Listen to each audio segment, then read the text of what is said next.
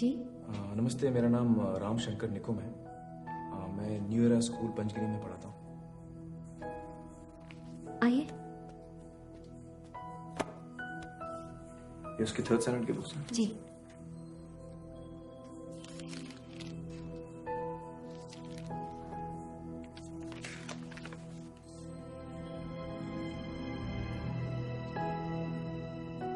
ये किसने बनाया? ईशान ने। ईशान ने? ईशान पेंटिंग करता है? हाँ, उसको पेंटिंग का बहुत शौक है। कभी बातें जैसे दादी नानी, कभी चलके जैसे मम पानी, कभी बन जाए बोले सवालों की झड़ी, सन्नाटे में हंसी के जैसे, सुने होठों पे खुशी के जैसे, ये तो नूर है बरसे कर तेरी किस्मत हो बड़ी, जैसे झील में लहराए चंदा, जैसे भीड़ में अपने का कंधा, जैसे मन मौजी नदिया झाग उड़ाए कुछ करे, जैसे बैठे बैठे मीठी सी झपकी, जैसे प्यार की धीमी सी थपकी, जैसे कानों में सरदम हरदम बजती रहे,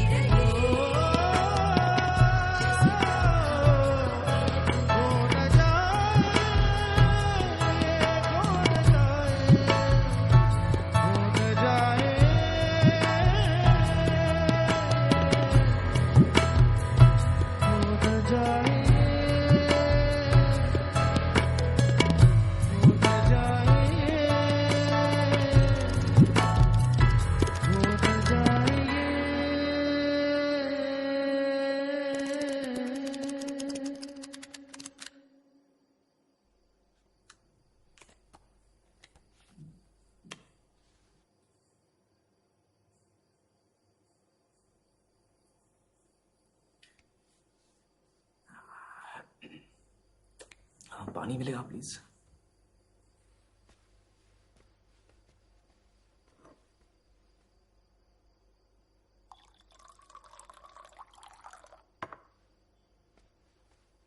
थैंक यू।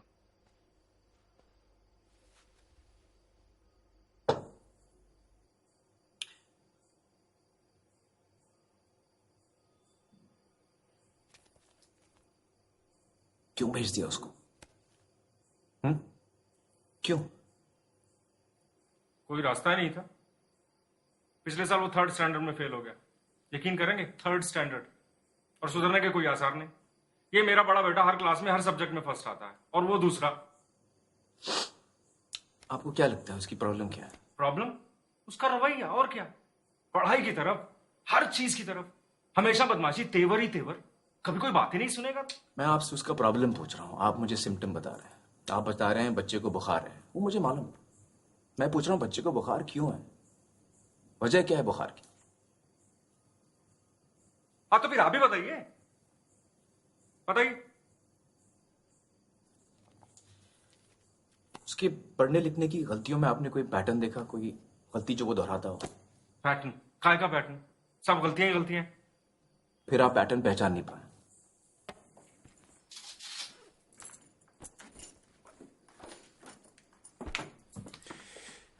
ये देखिए, ये बी की जगह डी तो डी की जगह बी। एक जैसे दिखने वाले अक्षरों के बीच में कंफ्यूजन। और ये एस और आर उल्टा लिखा है, बल्कि कई सारे अक्षर उल्टे लिखे हैं। ये देखिए, ये छोटा एच, छोटा टी, देखा? Mirror image. Animal animal animal, एक ही पेज पे 3 अलग अलग स्पेलिंग। इसका मतलब कोई एक अलग स्पेलिंग उसे याद है, ऐसा नहीं।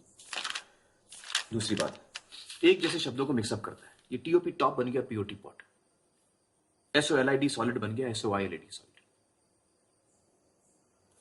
क्यों करते हो ऐसा?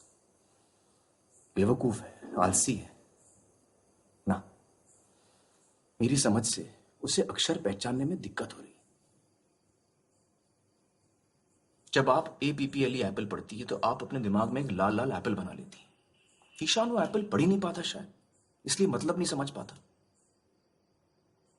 पढ़ने लिखने के लिए अक्षरों की आवाज, उनकी बनावट, शब्दों का मतलब समझना जरूरी है। ये अहम जरूरत ईशान पूरी नहीं कर पा रहा। ऐसा कुछ नहीं है, ये सब बहाने हैं पढ़ाई टालने के।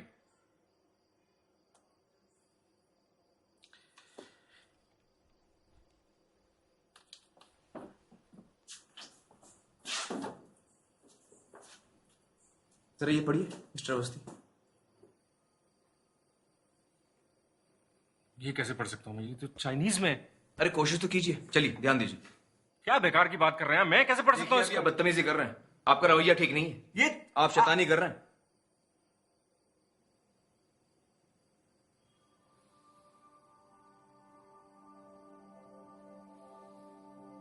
कुछ ऐसी ही कैफियत होती होगी ईशान की, अक्षर ही समझ में नहीं आते होंगे।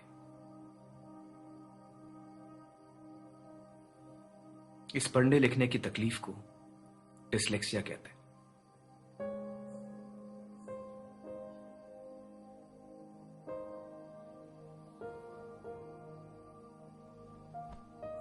कभी कभी बच्चे को डिसलेक्सिया के साथ साथ और भी तकलीफें हो सकती हैं, जैसे कि मल्टीपल इंस्ट्रक्शन समझने में दिक्कत, turn to page 65, chapter 9, para 4, line 2, confusion, या फिर poor fine and gross motor skills.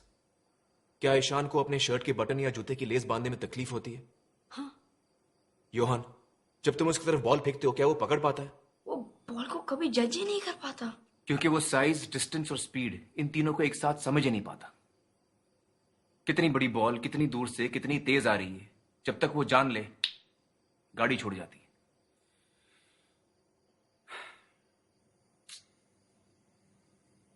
जरा सोचिए, एक बच्चा महज 8 या 9 साल का, पढ़ नहीं पाता, लिख नहीं पाता, रोजमर्रा के मामूली काम नहीं कर पाता, वो सारी चीजें नहीं कर पाता जो उसकी उम्र के बच्चे बड़ी आसानी से कर लेते हैं।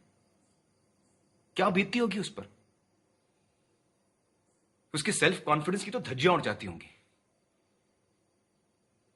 अपनी खामियों को टेढ़ेपन के लिबास में लपेटकर दुनिया से लड़ता होगा हर रोज, गदर मचाता होगा, गदर। यहां क्यों बताऊं दुनिया को कि नहीं आता, नहीं करना कह के टाल नहीं दूं? बड़ों से तो सीखते हैं बच्चे।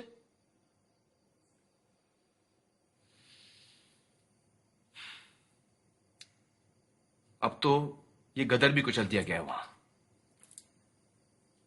मुझे अफसोस है उसने पेंटिंग करना बंद कर दिया।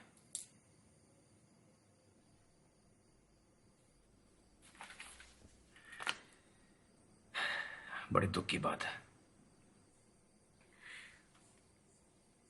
लेकिन ईशान ही क्यों? इसका कोई जवाब नहीं है। इट्स अ न्यूरोलॉजिकल डिसऑर्डर, किसी को भी हो सकता है, कभी कभी जेनेटिक भी होता है। आम आदमी की जबान में कहूं तो ब्रेन में जरा सी वायरिंग की प्रॉब्लम है बस। तो आप ये कह रहे हैं मेरा बेटा नॉर्मल नहीं है, मेंटली रिटार्डेड? अजीब आदमी है आप।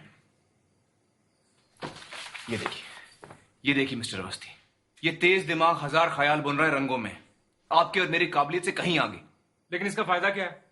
इसमें फायदा क्यों ढूंढ रहे हैं? तो और क्या ढूंढूं? क्या बनेगा बड़ा होकर वो? कैसे बराबरी कर पाएगा इस दुनिया के साथ? क्या सारी उम्र में उसे घर पे बैठ के खिलाता रहूंगा?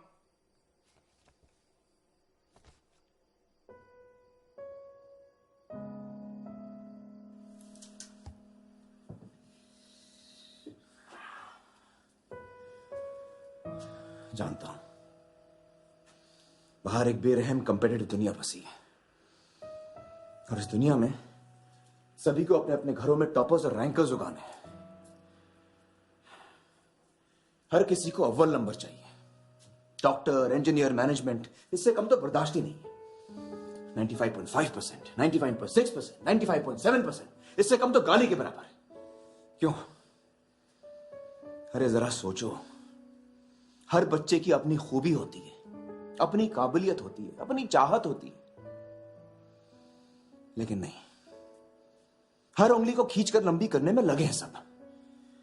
लगे रहो, चाहे उंगली क्यों ना टूट जाए।